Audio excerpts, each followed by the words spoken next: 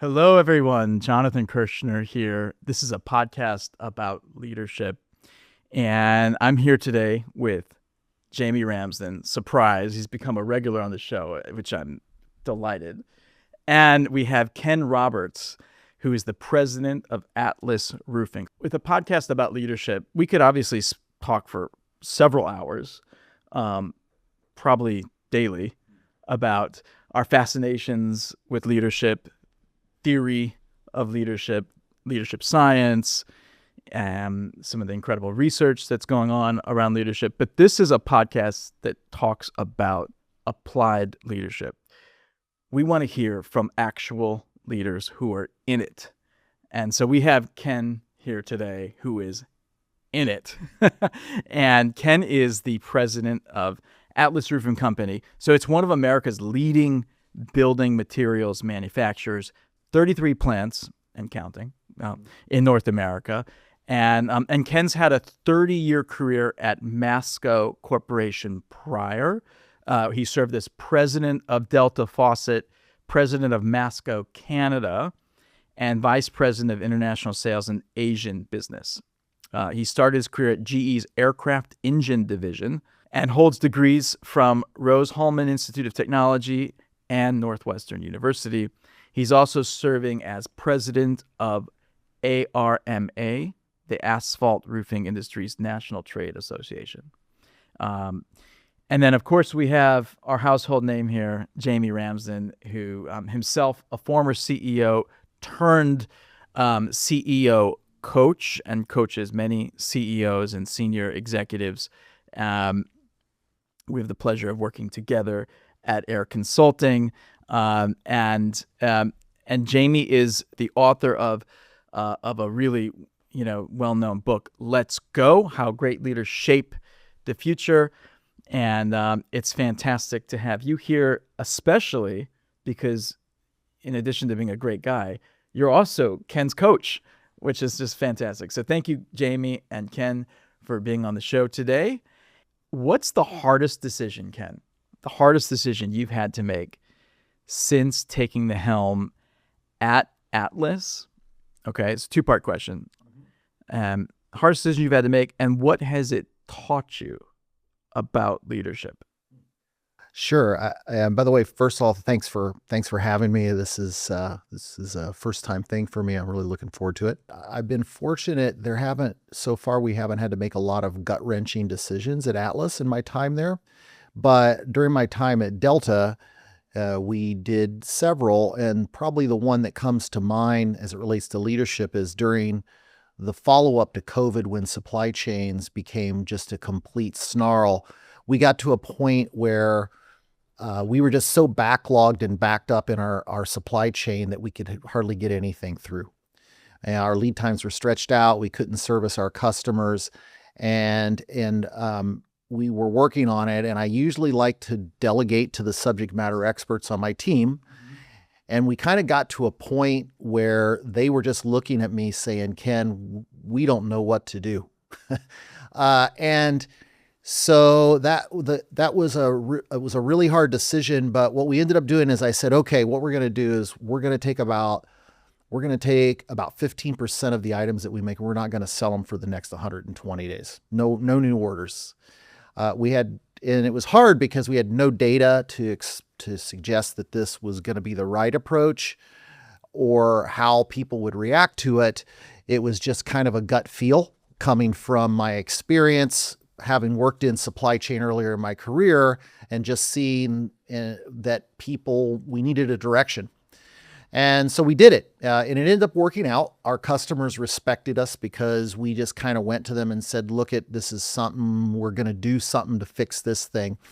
But the part that really taught me about leadership was it was a moment where my people were, despite having all of their best efforts, were looking at me saying, we're out of gas, we're out of ideas, and boss, we need you to help us. And even though I had no data and no analysis, and even within a company like Delta, which is very much into structured problem solving and analysis-based decision, I just had to kind of make a gut decision in the moment and then own it. And and to go forward then and say, and by the way, this is going to work. I'm highly confident, even though behind the scenes I was kind of like, I really hope this works, because the team just needed something to get rallied around, and that helped in the end. Yeah. Oh my gosh. I love that example. And I think back, I'm a CEO myself, and I think about decisions that I've had to make. And when you have the luxury of different data streams and being able to write up a thesis and saying, here's the evidence for why we're going to do what we're going to do. And to be able to show that to everyone and to rally around that plan, that's one kind of decision. And the other is like, okay, I've got about, 55 to 60% of the data I need. Maybe if I spend another, 4 months, I can get like another 15%, but like I'm not getting above 70% of data. And so ultimately I'm going to have to make a call and lean into my experiential wisdom, and my intuition. And that is a different type of weight on your shoulders than being able to say, here's the thesis, right? The data-driven thesis. Jamie, supply chain is, you were immersed in supply chain back in the day. No? Yeah, it just makes me think about, I always think about, like, there's a couple of times where leadership, being in a leadership role really forces you to have courage. And I think this is what we're talking about. One is the courage of decision making, where you don't have, you might be in a novel or a new situation. You don't have all the information, and people are looking to you as they invariably do, and saying, okay, well, where do we go from here? That in itself, even if you have a clear eye of where it's going, you can't control all the variables that are at play. So it does take a certain amount of courage, especially if you're trusting your instincts, if you're trusting your lived experience that may not apply here. There's another one that I sometimes think of as well, which is the courage once you've set something in motion and it isn't going the way you think it is.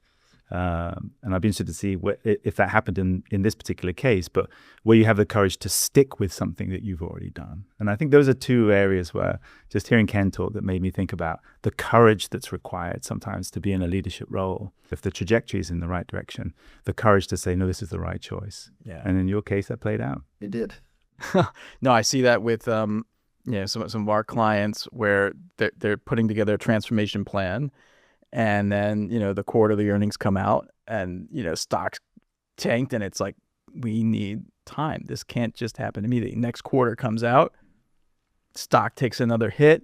It's like, this is our long-term plan. And it is such a pressure cooker for leadership to stand by a committed strategy, but also know where to adapt as well. There's also a piece around that.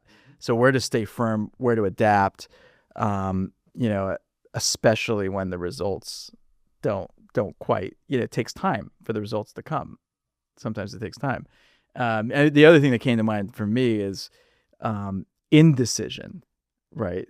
So when there isn't the sort of adequate level of courage, we can just say, we're not going to make a decision. And that can be pretty dangerous. Delta has a very deep catalog of products that go across luxury to commercial, et cetera. Over at that time, I think probably 20,000 items in the catalog, going from memory. So a lot. And the supply chain for most companies stretches all the way across the ocean to China. And so what was happening is, with all of the disruptions, you had back orders of all of these products, and it just got to where people didn't know, what do we make first? And so you can imagine everything's trying to go through, you think about logs going over a dam. All the logs were trying to go over the dam at the same time. So none of the logs were going over the dam. And a good example is Delta had at that time a piece of software that scheduled the factories, and it normally for each shift it takes about, let's say, an hour for the software to create the schedule. Well, all of a sudden it was taking 8 hours for the software to create the schedule for the next 8 hours, and I was starting to think, well, what happens if it takes 10 hours to get? You can't get the schedule done. So it was just this huge logjam.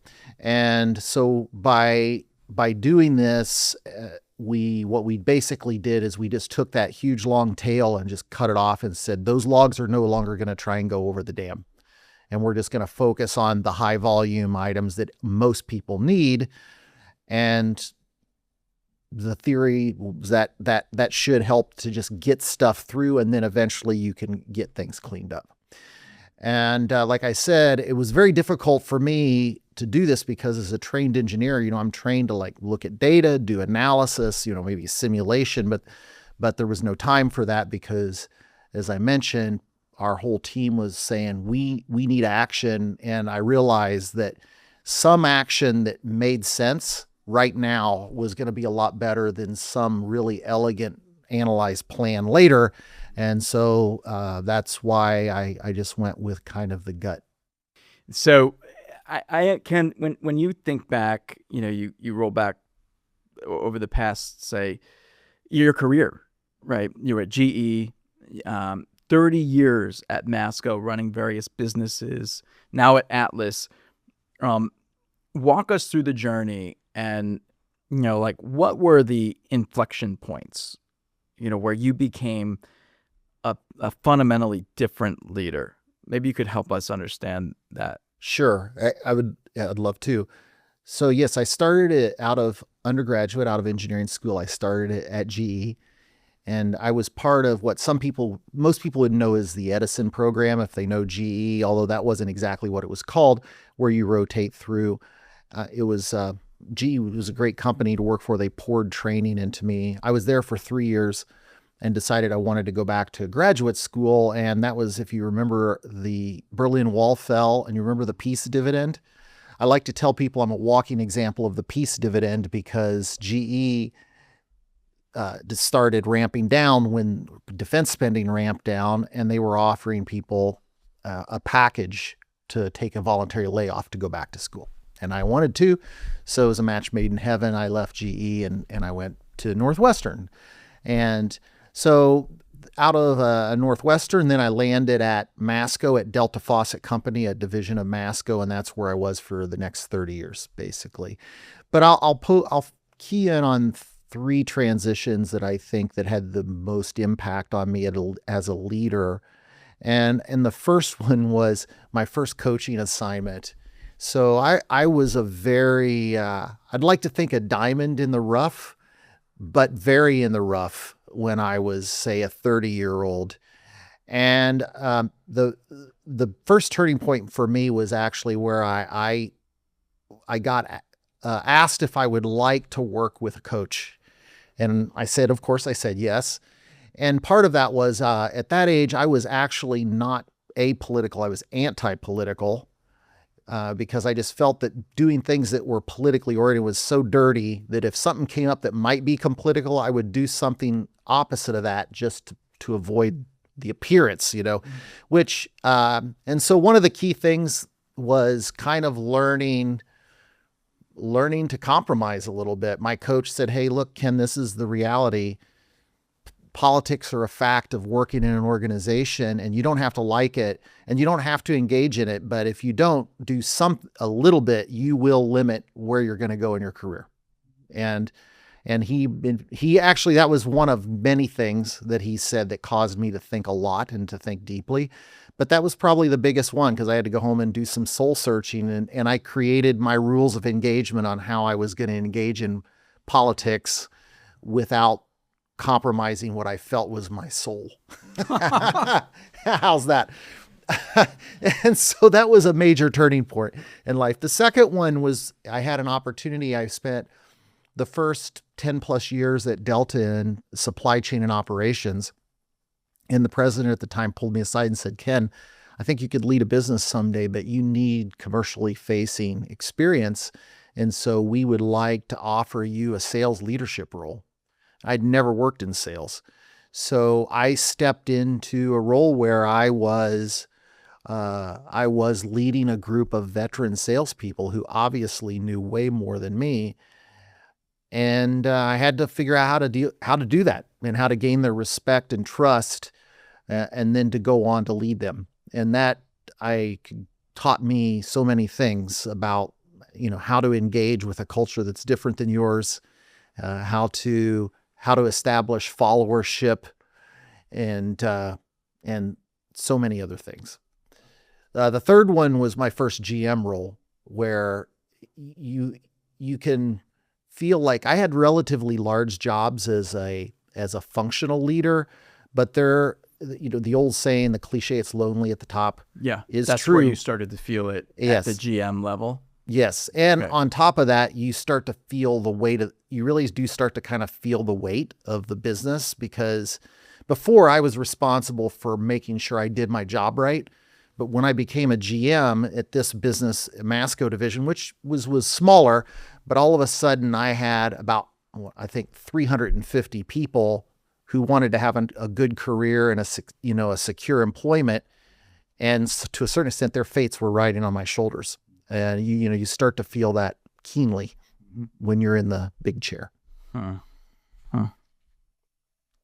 So, there's this, I think, misnomer or misconception that leaders sometimes have, that they need to be like the smartest one in the room. That they need to be the ones that the clear alpha, and yet we've talked a lot about humility on this podcast, and I'm curious, what's your perspective on humility, and how does it fit into leadership? Sure. I'd like to maybe preface that with a more philosophical statement. Actually, one of the best business books I ever read was by a gentleman, I think his last name is Farson. It's from the 90s. The book's called Management of the Absurd. And it really plays off of the contradictions that are involved in being a leader, the contradictory things that are involved in being a leader. But I want to go back to that. But what I mean by bringing that up is, before I answer your question directly, is I believe that leadership is very context dependent. So you don't ever get to just be one way. So you're talking about being the smartest guy in the room, or kind of being, I'll call it alpha, versus maybe more reserved. And I would say, I believe sometimes you have to play that role.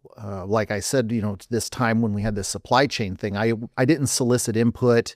I didn't solicit input. I didn't go around and build a coalition. And I saw the team was struggling. I stood up and said, we're going to cut off a bunch of our SKUs, and we're going to make this happen starting in whatever next week. And we're going to do it for 120 days.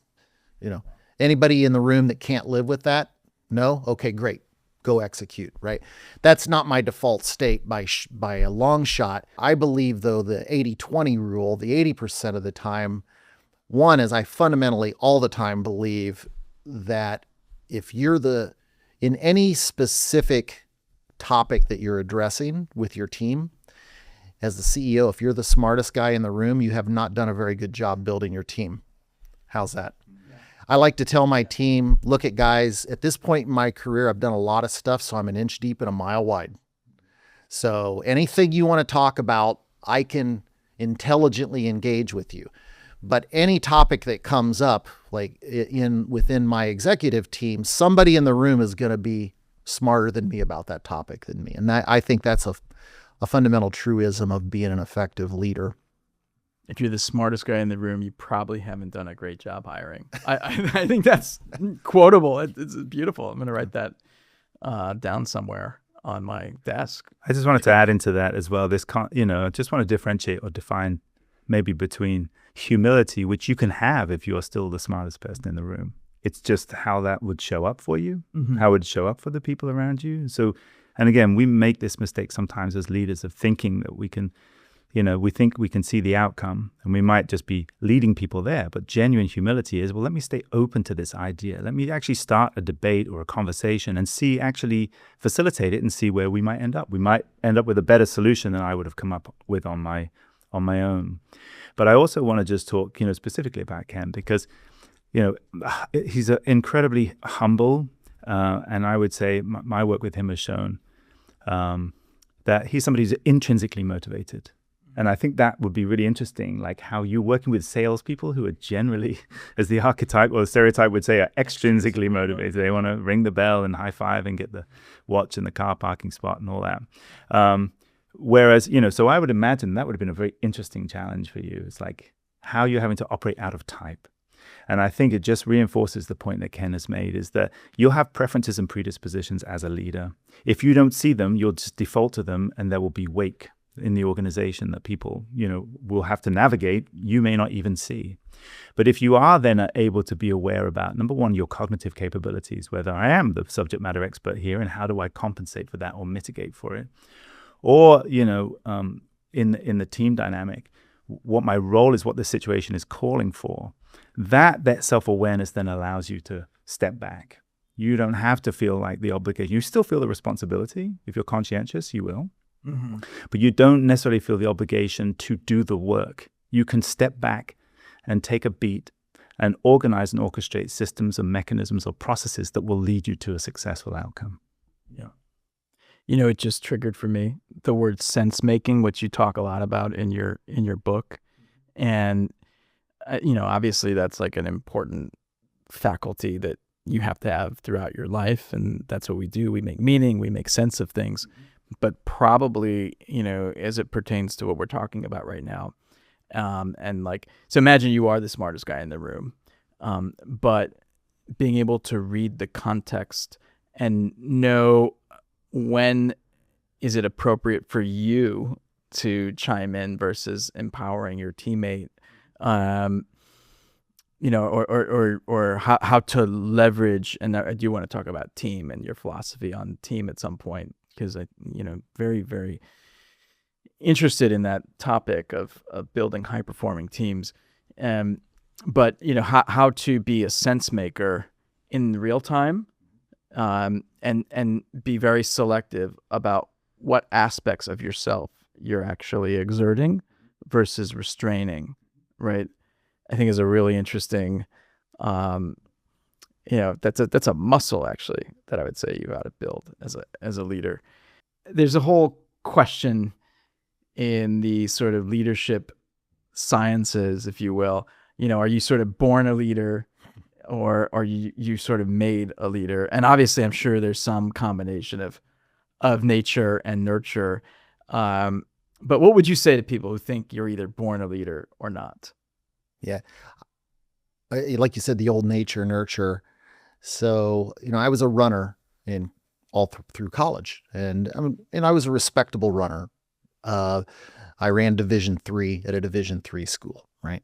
It was a combination. I had some talent and I worked hard at it and I became respectable, but I was, I think, 2.5 minutes slower on a 5K than the current world record holder.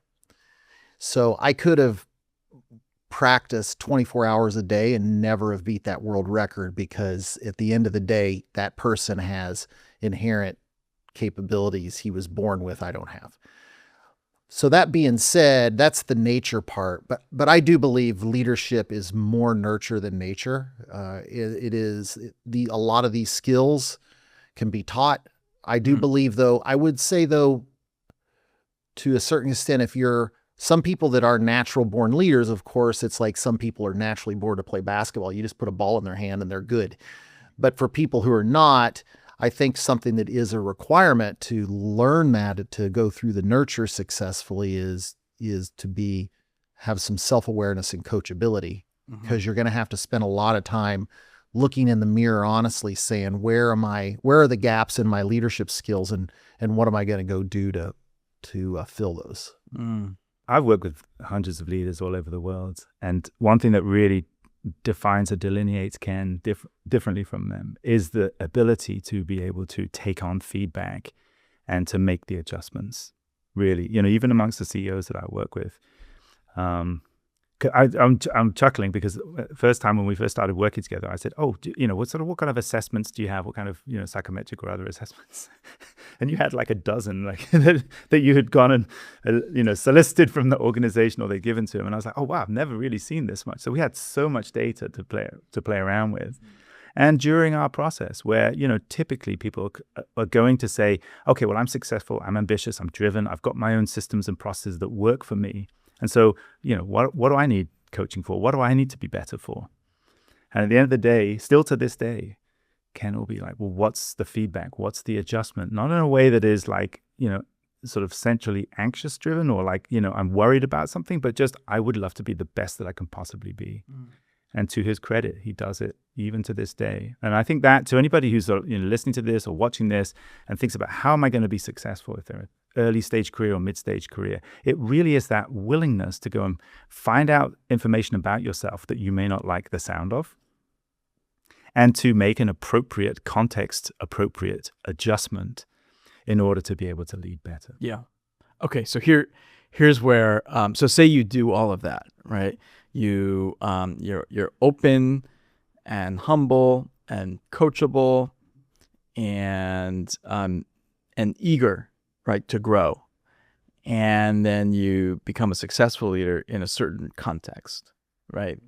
So you come into various contexts. It could be a turnaround context. It could be like a maintenance context. It could be like a low growth context. It could be like we're scaling context. It could be a highly political context. A highly political context. It could be a volatile context. Those happen too. Like, but you achieve somehow.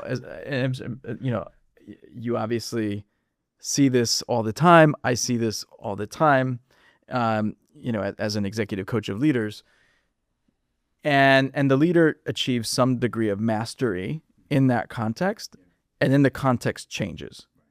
And the leader either falls on their face, or just goes sideways, or becomes like increasingly vulnerable to some sort of like ineffectiveness or derailment at the extreme. So, what I'm curious about is, especially Ken, given like the various contexts that you've been in, how do you adapt your leadership as you go from context to context? Help us understand how you did it. Well, if I were going to put a bumper sticker on it, I would say it's the old saying, what got you where you are won't take you where you want to go. And so when you drop in, so I'm very intentional when I step into a new role. Actually, another one of my favorite books, I don't know if you call it a business book, but one of my, like I have a list, I have a group of about 5 books that are really meaningful to me. Like essentials. Yeah, that are the essentials. Yeah. I'm not a huge business book reader, but one of them is 7 Habits of Highly Successful People. I think it's timeless. Mm-hmm. And one of the first few habits in there is seek first to understand. And to me, in a nutshell, that's how you manage context switching, is when you step into a new role. I mean, unless I will say, if you're taking over as captain of a new ship and the ship's just been hit by a torpedo and it's taking on water and it's on fire and there's planes there, you get attacked by airplanes, you're not going to have time to do a seek first understand. You just got to be a wartime general, right? Yeah. But generally that's not what happens when you take over in a leadership position. And therefore I would say first job one in a new role is to go in and understand what really are the levers that drive the success of this role. And how are they similar or different to what you did the last time, and learn those levers. That's, kind of in a nutshell, what I'd say philosophically. Well, the interesting thing is how tempting it is not to seek to understand and to prove yourself right out of the gates, because, here you've gotten this fancy job and everybody's counting on you. And so I'm going to run my playbook that worked for me in my previous context. To me, that's like 9 times out of 10, maybe 6 times out of 10, there's a high degree of a failure rate there. It's very tempting. And actually, I remember there was a book that explicitly said, hey, look, what you need to do when you step into a new leadership role is you need to accomplish something in the first 60 days that you can put on the board and say, look at what quick win. Yeah. Is that what it's called? Quick wins. I couldn't remember. Yeah. Really? Yeah. Right. Well, I mean, I can see why, right? Yeah. Because you establish it is extremely uncomfortable to go into an organization, say, for 90 days. I remember reading the first 90 days. At the time, when I walked into our organization, we were in crisis. And so this idea of sort of taking time and speaking to people, and This is back when you were in the hot seat. when I was in the hot Yeah. seat. Yeah. And I was like, okay, that doesn't apply to my current context. And I think that sometimes when we think about, sort of framing that we get, or sort of, themes and patterns that we can see from the consulting worlds, they can be very valuable, right? If situation is normal. My flip on that, and this is something that I used when I was in my role, was the last 100 days. And that really helped me to, again, we come back to the courage to be able to push back on the organization, because everyone's expecting you to jump in and, make your mark and leave a stamp and all that kind of stuff. But actually it does take courage to be able to say, well, hang on a minute, folks. And I don't know when that last 100 days might be. It may be in 100 days' time. Yeah. But for me, what was grounding for me when I stepped into the role is to think about, well, what's the legacy I want to leave? And, how do I want to have affected the people that I've worked with? And if I can do that, then everything else that happens will just happen. Yeah. It was it could sound like it's, okay, well, you're thinking about almost like business mortality. Like, at some point you're not going to be here. But actually it was very, very liberating for me to be able to say, what is my last 100 days going to look like? And then you can sort of reverse And I engineer backed in back. from there. You backed What are the in things from that we there. need to do today? And we'll do those. What are the things that we don't need to do today? Not because they don't need to be done, but because there's a sequencing or a prioritization behind that. And we will get to that when the time is right. And actually, sometimes as you evolve through your 90-day cycles, those things actually drop off and they're not relevant. And you didn't see it at the time, or you weren't aware of the time, or circumstances evolved. And so that actually allowed us to create a sort of essentialism around the work that we did too. So that was one thing I was going to say about I love that. last 100 days Last versus 100 the first days. 90 days. The second thing I'm going to say, which I think we may have skipped over here, is, Ken, you talked about the GE program, which for me is always the absolute benchmark of the greatest leadership program that I have seen. Is it at Crotonville? And it's the 6-month rotation, The 4 different places, 4 different functions. Right. Okay. GE used to do this. Some organizations still do it today. I don't know if GE does. So no matter where you sit in the So organization. you go through 6-month rotations, 4 different places, 4 different functions. So you might be in Singapore doing marketing for 6 months. You may then go to, Australia to do operations. You might go and do supply chain in Canada. And so that is a very sound grounding. But even if you don't go on that program, GE, at the time was one of the best places to learn about leadership, without a doubt. But then also the second thing, so if people have had that kind of experience, because that does force you, it's a forcing function. Even if you're not in a turnaround, it forces you to say, okay, now I'm managing a sales group and I'm not a salesperson. So what do I have to do differently? Or I might be managing people who are 10, 15 years older than me. Then what do I do? And these are almost forcing functions that accelerate your leadership learning in a way that you wouldn't if you stayed in the same division. We'll also add to that the second thing that I see. So if people have had that kind of experience where they've gone outside of their function at early stage, that builds the ability to make better decisions as you move up, because you can see the context. You can see all the variables that are in play. Even if you're not the subject matter expert, you can see different aspects of why people are coming from where they're coming from. And then you can understand which one takes priority and make better organizational decisions as a result. The second thing would be most of the great leaders that I have worked with have had some experience outside of the country. Because it does also, managing in Asia is not the same as managing in the US, or even managing different parts of the US is not the same, or in Canada, and because what you see in those circumstances, and this really actually at a physical level, this changes your neuroplasty. It changes the way that your brain is not just the way you think, but actually the way your brain is constructed, which is, you look at transportation. I'll give you an example of like transportation. If you go to work in Brussels versus going to work in Washington, DC. Okay. You go from work to home and home back again. But the transportation network, the ecosystem is completely different in those two places, right? One might be car-based, one might be trams, one might be trains, one might be rail. The same thing with groceries, like when I buy my groceries. The same thing with education. Where do I train my kids? And so what we see is that there are many, many different ways to get the same thing done. Mm-hmm. And that, in a way, changes the way that you think. So it makes you a better problem solver. It makes you a better decision maker, I think. Those are the 2 hallmarks of great leaders that I have worked with, is that they typically have gone through some kind of rotation that put them out of their comfort zone early on, and that they've spent some time outside and then come back in again. There's a piece of research that talks about like accelerating into the CEO role. And one of them is that people took on assignments that, either something that's broken or something they needed to turn around or something that was completely outside of their comfort zone. So if I have the stereotype or the phenotype of a salesperson, then people think, well, you're going to be focused in sales. And you might run that pipe all the way up to a certain point where you realize you've missed out all these other dimensions that could be operations, supply chain, finance, marketing, and a great organization, the decision-making, either in the lower levels or at the top of the organization, needs to take into consideration all of those things. And then help us just understand, like, what's the value of a coach at this stage? Sure. When you're president. Yeah. Mm-hmm. Yeah. Well, this is actually the second time I've worked with Jamie.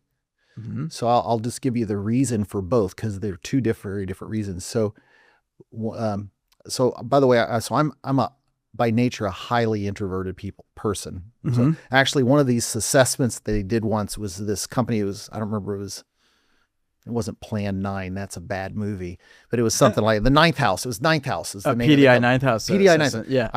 They put us all through that, and they did this big assessment. And in their database, I scored in the 1st percentile for extroversion. Yes. So my point being, I prefer for introversion. For introversion. Yeah. So I was 1th. Yeah. So I'm totally on the end of the scale for being an introvert. Point being, therefore, I much prefer and am best at building relationships one-on-one. Mm-hmm. Like if I can get you off and go have dinner with you, we're probably good. By the same token, I'm highly uncomfortable in trying to get to know people in a large group setting. It's my worst scenario. The cocktail party is my worst scenario, right? So I went from Masco, Canada, where it was, like I said, it was about it was 180 hourly, 180 salaried. So I had about 180 people. And, there's this saying that in a village of 150 people or less, you can build relationships just by knowing everybody. And that's what I did. But then I went to Delta, which was over 2,000 employees. And I recognized there were going to be a whole group of people at Delta that the only way they ever got to know Ken Roberts was through what they saw in the town halls. And I recognized that was my backhand. So actually, that was a big part of our first engagement was, hey, help me, Jamie, help me to learn how to never be great, but how can I be better at breaking through and creating a connection with people when all I'll ever do is be able to be in these large group settings. So that was that one. Mm. The one that what we're working on now is I'm actually in a position where at Atlas, I really have four businesses reporting to me, and each one of them is run by a general manager or almost a president of that business and those GMs have full P&L responsibilities. So I'm finding myself in a new position where previously I was president where I had all the functions reporting to me. Now I'm in a position where my title's still president, but it's really almost like a CEO role because I have GMs reporting to me. And so it's putting new demands on how I lead because I no longer have that kind of direct control over those functional decisions. I don't want to drive my GMs crazy by looking over their shoulders. Also, a mentor earlier in my career said, Ken, there's a big difference between delegation and abdication. Oh. You should do one, not the other. Mm-hmm. So I also don't want to be so disengaged that I'm basically abdicating my role as their effective leader. So that's really our focus area right So there's this, balance you got to strike between trust and staying engaged, right? Yeah, exactly. And mm-hmm. which is different than, I guess, a previous context you were in, right? It is. How do you harness the power of a team to accomplish what you're driving towards? I feel like over the last several years, I've learned a lot about that through the School of Hard Knocks and by making mistakes. And I like to tell people my path to success is to make a lot of mistakes one time. How's that? That's a good one. I like that. And behind that then is the idea. Behind that is the idea that in order to be able to make a lot of mistakes, they have to be small ones, because big ones you don't survive. And then also, if you make them one time, it means you're not making many mistakes 2 times. So there you go. That's my, with the primary implication being that you learned something very important, and then you don't do it again. Right. So there you go. There's my leadership mantra to myself. Every morning I get up, I tell myself, let's just make a lot of mistakes one time. One time. So as it relates to building teams, so part of it, I think, goes back to what's your fundamental leadership philosophy. And mine is the best teams are collaborative teams. Not everybody thinks that. I mean, some people think, hey, look at just point, you become, some people believe, I think it was Good to Great. Good to Great actually said one of the leadership things they saw in there they felt was not effective was the genius with 1,000 helpers was the term they used. And to me, that's where the CEO controls it, and he just sends each individual team member off just on their task duties. mastering. Exactly. Yeah. I don't believe that's the most effective. It's my philosophy. Like I said, I believe that most effective teams are collaborative. So that means you want, as close as you can get, you want to break down silo walls. You want boundaryless collaboration. And actually, I'm not talking out of school, because my current team, if they were sitting here, they would acknowledge this. When I came into Atlas, it was a very good team, but they were, to a certain extent, operating in independent silos, which is not all that shocking when you understand there's really 4 different businesses there. So we've been very intentional there at Atlas about building, we call it, one company, one voice, one Atlas. And we did that I established regular staff meetings. And the team, previously they had staff meetings, but what it basically was, everybody showed up and did just a report out on their financials. It's the group of individual concept. Exactly. Yeah. So we changed it. Now our agenda is really about wrestling with strategic issues that affect the whole company. And so I love that. And so we established those. We also established an annual offsite where, which is, lots of companies do this. I'm not starting something new there. And also just being very intentional about telling the team, hey, look, my expectations are we're one team. So, and some of the way to reinforce that is to I refuse to be triangulated. So when that happens and somebody, Joe comes and says, hey, Ken, we really need to do this. And I'm like, okay, well, did you talk to Tim about that? Because that's really going to impact him. Well, no, not really. Okay, well, then you go talk to Tim, then you and Tim both come back. Let's talk again, So I guess that's my way of driving teams. I would say the other thing that I've learned through the School of Hard Knocks is just how to be much more militant about policing non-teamwork. Oh. So, and I don't mean really hammering people, but just simple things as simple as I'm sitting in a staff meeting and I see that the team's just kind of starting to circle where they're just going around, and just to jump in and say, hey, let's just cut this off right now. I think we're not going to make more progress today.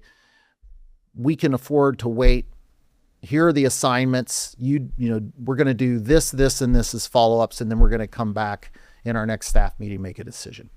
I love that. So I love the word militant, because it expresses just how intensely important it is to cut off or to extinguish behaviors that are contrary to team effectiveness, right? That's I will also say triangulation, that is a real concept that you do not learn in business books. We've both seen CEOs and a CEO that literally came to his fall through a protracted triangulation, and you think you're adding value when you're in a triangle, you think you're being part of a problem solving scenario, when in fact you're just perpetuating and emboldening the problem by being in this triangle. It takes a lot of discipline, it takes a lot of awareness, and also I would say kind of resilience or fortitude to say, no, you guys figure this out. I'd add to that, Jonathan, is that's just great parenting advice. Yeah, I mean, it happens there too, right? We got 11 kids, I think, between the three of us. So, Wow. great parenting advice is avoiding being triangulated, right? Avoid being triangulated. And most of my leadership lessons came from having four kids. But that triangulation, like, okay, that sounds like a great idea. Have you spoken to this person about it? And so the second thing I think is, the point I wanted to make, building on what Ken said, is this idea that, sometimes as a leader, it's really easy for us to get frustrated when people aren't collaborating or aren't being seen to collaborate. And yet the systems and structures and processes, the ecosystem in which they exist, is all geared towards incentivizing individual performance, right? Yeah. And so they are not, if they're in the ecosystem and they say, well, I've got my function. If my function does well, I look good and I make my boss happy and I keep my job. Right? What's my incentive to go and step left and right and make sure that my peers are doing okay? And really, that's part of the system that the leader can see and adapt and mold and make a difference on and be militant about, if they have to, about saying, hang on a minute, when one wins, we all win. When one loses, we all lose. And so how can you break down, or how can you catch that early? How can you catch that early in ways that create systems that reward collaborative behavior, because most of our organizations don't. That's taking it to the next level, because it's one thing to just catch it, to enforce it, but to build a system through a reward structure that goes beyond just rewarding individual performance to also rewarding collaboration and team performance. Yeah. And what that ends up doing, and we've seen this a lot of times, which is you end up with sort of conflict in the group that's hard to resolve because they can both justify, people or all people can justify their own position. And we just simply react to two people who don't seem to be getting on and saying, well, okay, that will take care of itself. Or, oh, you got to take care of that. Or I'm going to make a decision that puts you on one side or the other. What we don't think about, and again, this is to your point, this is advanced level leadership, which is seeing what are the systems and structures that would encourage this behavior to happen. And how can I not just react to it at the end or even see it earlier, but actually get ahead of it and make the adjustments so that people are incentivized to collaborate and to see around corners and to help each other out, right? That's part of, again, sort of we have beginner, intermediate, advanced level leadership. That is part of the advanced level leadership. So one of my favorite parts of Let's Go is the 4 leadership types, right? So you have the future shaper, sense maker, community builder, and the role model.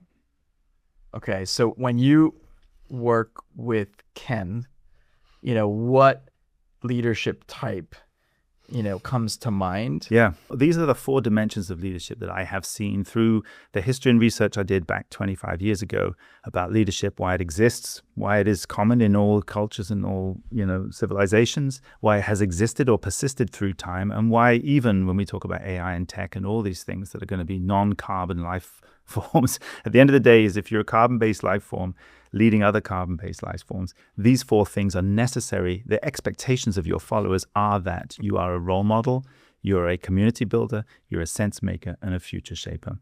Why? Because they tap into underlying needs that we have as human beings to have a sense of self, a sense of belonging, a sense of meaning, and a sense of purpose. That's the high-level theme behind the book. As it relates to Ken, I think, we've been working together now for 6 years. It's been quite a while.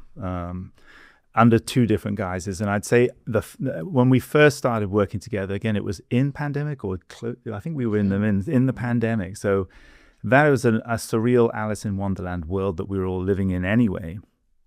But there, I think, when I think I surveyed the team, we then did that feedback just for Ken first. And then we actually ended up doing a team session too, which I'll talk about. But that first session, the feedback was, they clearly saw him as somebody who had integrity. Like, he really is humble. He has integrity. He's not trying to steal the show. He isn't trying to one-up people. And they saw that he had a very clear perspective on the organization, the industry, and, like the strategy moving forward. What we saw then was, if anything, was just this introversion playing out in a couple of areas. So there was a pull from the organization that said, we want more from Ken than he's currently giving us today. And I think either just, I'm busy, I'm responsible, I'm conscientious, I'm also introverted. I've only got so much energy to go around. And so we spend a lot of time saying, how do we refuel? How do we restore? How do we refresh? So that you have energy to deploy where it's needed, not where, where you think it's wanted or warranted. Does that make sense? And so we pulled that out. And so really, it wasn't that there was any deficiency in any of the 4 areas, if that's the right way of describing it, or any of the 4 areas that weren't. It was really just a double click in a couple of areas. So they saw him as a role model. They saw him as a community builder in that Ken was able to create the container for people to get on well together. But sometimes when there was conflict, or sometimes when they were looking for something from him, and he, in his mind, had said, yeah, I communicated that. So, if you're like me, he's incredibly good at getting things done. Like his whole philosophy is around being able to accomplish at a very high level and then step away and say what great work that was, not what a great person I am. But there was a pull from the team to say, well, we want to be able to get to know you more. We want to be able to get to know each other more. We want to be able to celebrate our wins. And that is part of the community building. So it wasn't that it wasn't there. It was just that second step that took a little bit more energy. Likewise, the strategic vision was very clear and very comprehensive, but there was just this other thing that leaders have to do. And again, both of these things are sort of moments, the golden moments, as I like to call them, where you're just taking that extra pause or that extra step or that extra 30 seconds, 2 minutes, 5 minutes with somebody to build the bridge between where they are today and where they're going.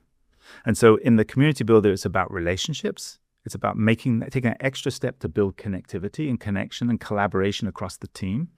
And then in terms of the strategy, it's actually building it back from, it was clear, but what does it mean for me today? Like where we're going is really clear, but what's my next step? That's where we started. Today, I'll say to Ken's credit again, he's just amazing at sort of taking on feedback and adapting and evolving. We don't have any issues around that. Today, it really is about how do we lean into the strategic, like future-proofing the organization. Wow. And I'm going to use it. I've been working on this one because we're talking about roofing, which is you need to fix the roof while the sun is shining. And so that's while the sun is shining. that's an old business cliche. And so we are literally thinking about what does the next step strategically look like? Like where can this organization go? What is the potential if we unlock the potential in those 4 divisional presidents? Where could we go from here in a way that's sustainable, in a way that could be transformational, in a way that's really meaningful? What's the hardest part of leading? What have you found in all these years leading? What's the hardest part of leading that nobody prepares you for? Like all those books you mentioned, like Good to Great, what got you here won't get you there. Absurd management. What the first 90, let's go. Like what what's the hardest part of leading that nobody or no book prepares you for? Sure. I'm going to start with one and then maybe add a couple more on to. The first one, I would say the hardest part that no book prepares you for, I've never even seen it mentioned anywhere, is energy management. People talk about time management, which is part of energy management, but the reality is, everybody wants people want some of your time, but not as a leader, different things you do with your time have vastly different energy drains on you. Correct. Like you said, for me, going to whatever, let's say an industry cocktail party where I need to go around the room and check in with all of my main customers, et cetera. That may be a 1-hour cocktail party, but that's more tiring than 4 hours spent developing a strategy paper, right? And so to me, that would be the key thing, is understanding. And for a long time, I just thought, I'm invincible. And so whatever energy I need, that's what I've got, because of course I can do anything. But maybe especially as I get older and some of the realities of physiology start to catch up with me, I have to acknowledge more and more, I have 24 hours in a day, but I don't have 24 hours worth of doing tasks that require maximum burn. I'm not Deadpool. I can't do maximum effort the whole time. So I think that would be, if I were going to be saying to people that are like maybe starting that part of their career where things start to go like this would be to start thinking about that now. Hey, what are the things that give you energy? And then with the things that take energy, what's the relative burn rate? And how can you try to structure your commitments and time so that you don't find yourself in a mission critical event and you have no energy to rise to the occasion? Well, it's interesting. I think we do conflate. I think we naturally conflate time and energy until we have this realization that 1 hour task just like put me out of the game for the rest of the day. It's really like it's almost like there's two fuel tanks that you need to be mindful of. One is like the time tank, which is fairly straightforward, right? But then the energy tank is not straightforward because it relies on your underlying sort of structure of like what energizes you versus what de-energizes you, as well as what might be like generically like I'm tiring. gonna add a third as well, because The three fuel tanks. Ken will know this. What's the third? We talk about time, space, and energy. Time, space, energy. Okay. And so, time, personal and professional. Yes. So it's really interesting. It's very important to think about how am I spending my time personally and professionally, what's giving me energy and what's taking energy away. Then there is energy management, which is what are my natural biorhythms? When do I do my best work? And sometimes we forget that. But I remember one transformational coaching conversation I had with somebody who literally their best work was between 8 and 12. That's when they were on. And they worked in a bank, very, very, lots of assets under management, very important. But they would actually 8 a.m. to 12 p.m.? 8 a.m. to 12 p.m. Yeah, so that's an 4 hour important distinction because for me it's 8 p.m. to 12 a.m. Right, I was going to say. I know when I text Jonathan, I'll get a text back between 8 p.m. and 12, between midnight. But the person just literally, we shifted their decision making. So if it's a complex decision making meeting that had lots of variables in it, it went in that slot. And again, we just decided this as an experiment. And then the afternoon would be for one-on-one small group meetings, reading emails, writing emails. And it sounds so basic and fundamental, but the person was fortunate enough to be able to put things in that slot that were complex, but that were energy draining. Again, somebody who was also an introvert. And this person said to me, literally, that's the biggest, most effective change I have made in 25 years, in my 25-year career, is just simply putting things in that slot.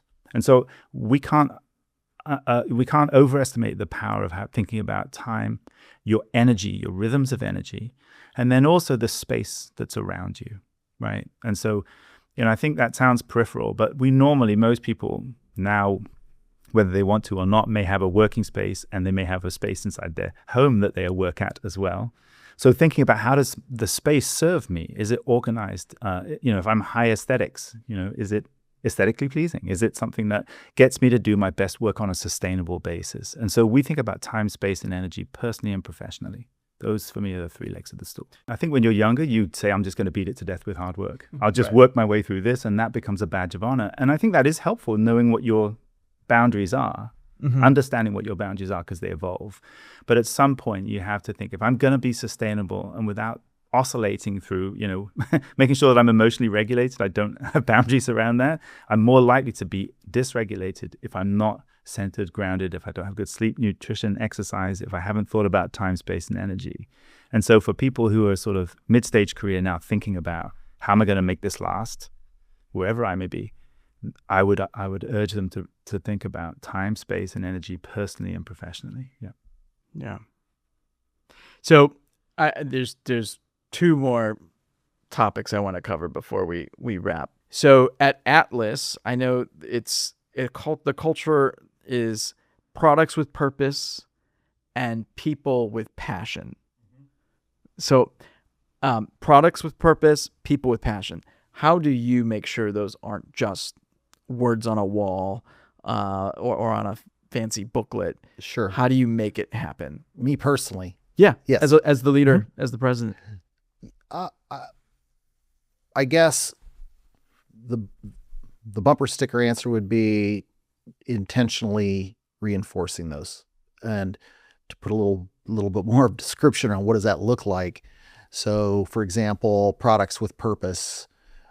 I in town hall, I'll talk about it. So we do basically quarterly town halls. They're mixed, virtual, in person, so that everybody around all of our North American factories can join in. But I tie it to something real. So, for example, I've used before. I've said, hey, look at, maybe it may not look like our products. We're making shingles, we're making insulation board. That may not look as sexy as developing the next AI model, or, I said, however, you look at Maslow's hierarchy of needs, the base of the pyramid is shelter.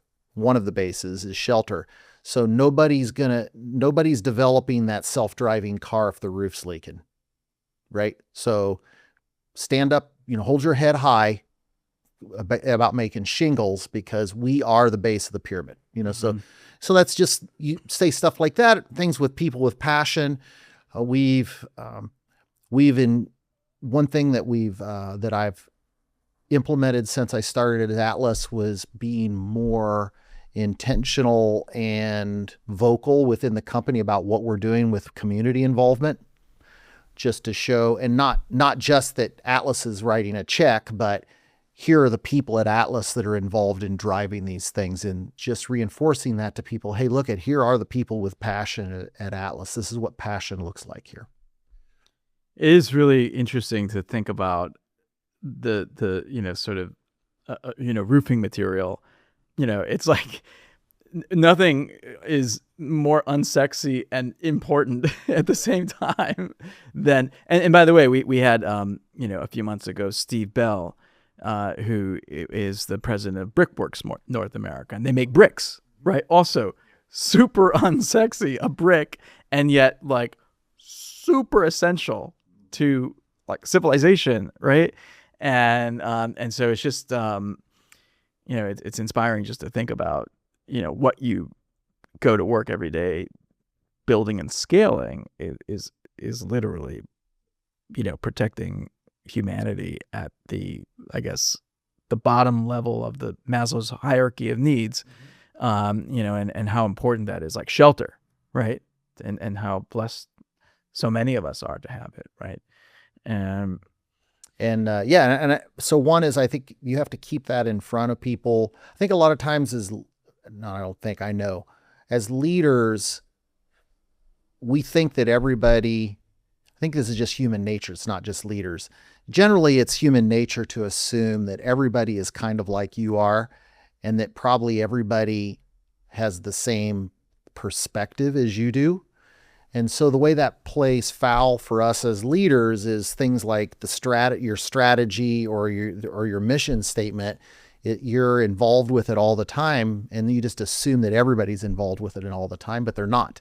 So therefore, we have to be much more cognizant of leaders to talk about that stuff. Until I tell my team, look, if you've been talking about this strategic initiative to your team enough that you personally are sick to death of this thing, you're probably just talking about it enough for it to stick with the average person who's off here working their normal 8-hour job and don't see that every day. So that's sage advice, which is actually something I learned. That's a carryover from when I was in sales, because we would go out, and I was shocked. We'd be out in front of customers or plumbers, contractors, and we were presenting products that had been in our portfolio for 10 years.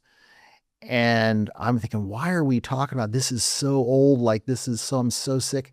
And over, you're like, really? You make that? And I thought, hey, wait, if that's the case there, it's got to be the same. And it turned out to be true with employees and things like strategy and your missions, vision, values. I love that.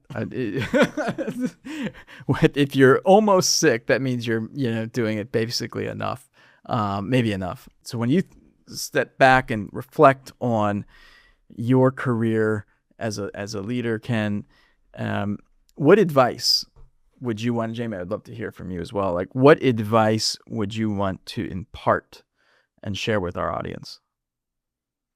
I would say, if I'm talking to somebody who's earlier in their career and maybe they're making that first step from being an individual contributor to leading the team, being a first level manager, is keep in mind you probably got promoted because you're the best on that team at doing what you do, which ironically and paradoxically means that you're now leading a group of people who are going to do a worse job at something than you would do if you did it yourself.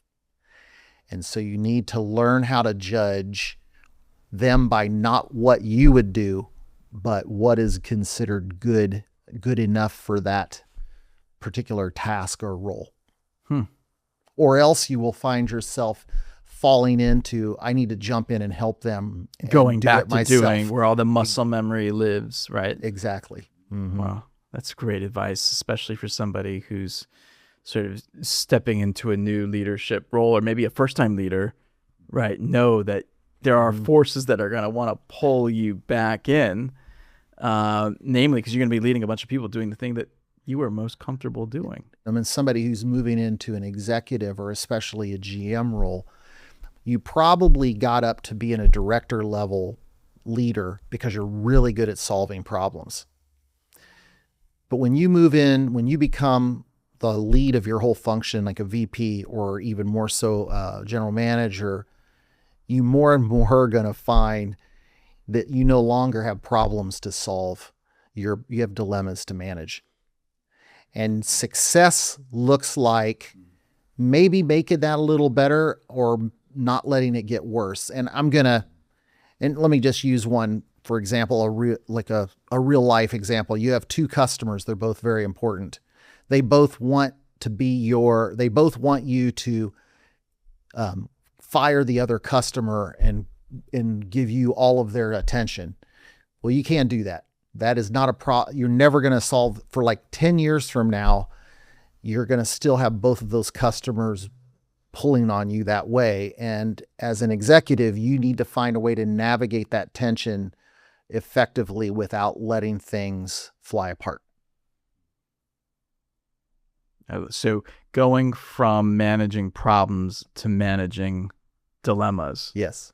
Yeah. Where you're choosing between like sort of multiple bad options in some cases. That's right. And in the interest of full disclosure, I didn't come up with that idea. I like to tell people I don't consider myself like super creative in terms of you give me a white sheet of paper and I paint it on it. But what I consider myself pretty good at is knowing how to grab stuff from other people. I think there was a book called Steal Like an Artist. I think there is a book called Steal Like an Artist. And I think the concept in that is that most artists don't just truly start with no ideas in their head. They pick and choose from things. And you've been able to synthesize and integrate it. Exactly. So that's my thought. And apply it appropriately to the context. Yeah. That's, I think, is a differentiator. Gravity will pull you down in an organization. Just by the very nature of the organization, something will flare up and it will seem like it's urgent and important.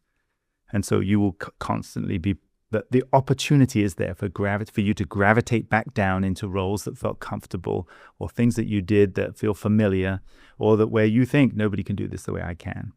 And so part of, if we're thinking about building or architecting a career, the first one is about how do I develop that capability in things that aren't me?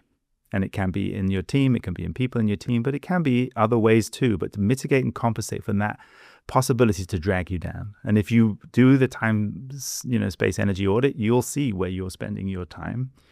There are opportunities for you to build an ecosystem or to architect a world in which somebody else can do it for you.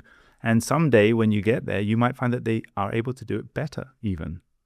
So that would be my first thought, which is, find the anti-gravity boots, however you might find them, wherever you can locate them. The second one is this, which unless you come in from the outside, this kind of builds on what Ken was talking about, is unless you come from the outside, once you become a leader, many of the people who were your peers now become your direct reports. And I have yet to read a book about that, but it's visceral. So the challenges that you have had, right, as a peer amongst peers, right? As a first amongst equal, if you like.